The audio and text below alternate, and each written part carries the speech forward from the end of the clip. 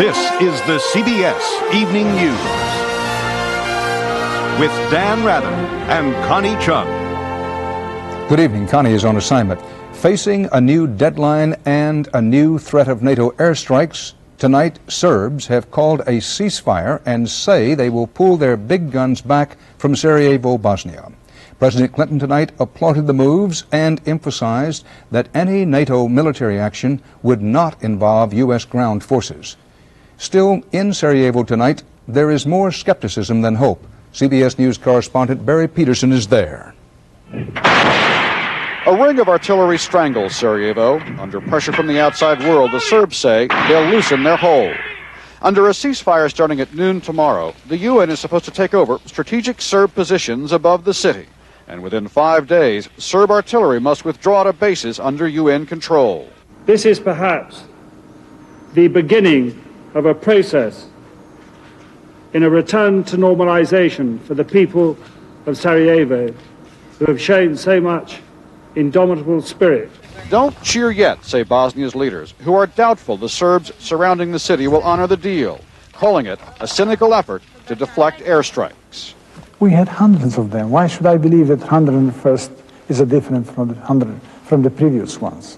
People in Sarajevo are not ready to call this an optimistic sign. Optimism is a commodity in rather short supply in this city.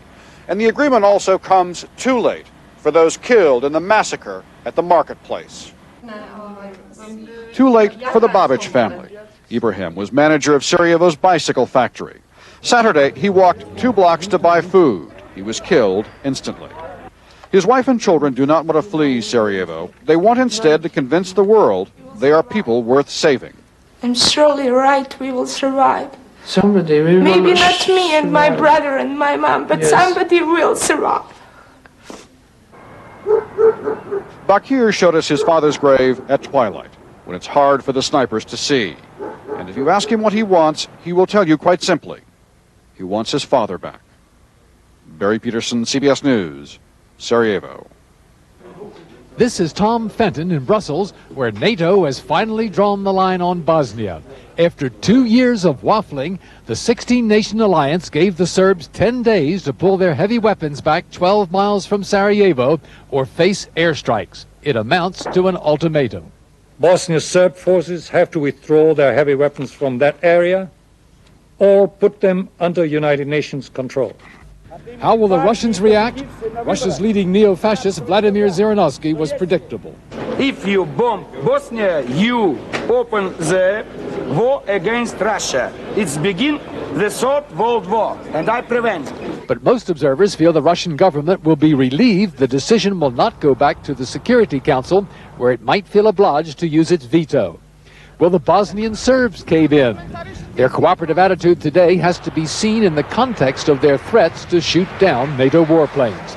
And finally, the Bosnian government is not sure of NATO's resolve. We have to be skeptical as to whether or not there will be a will to carry through on the ultimatum if in fact the Serbian forces refuse to withdraw.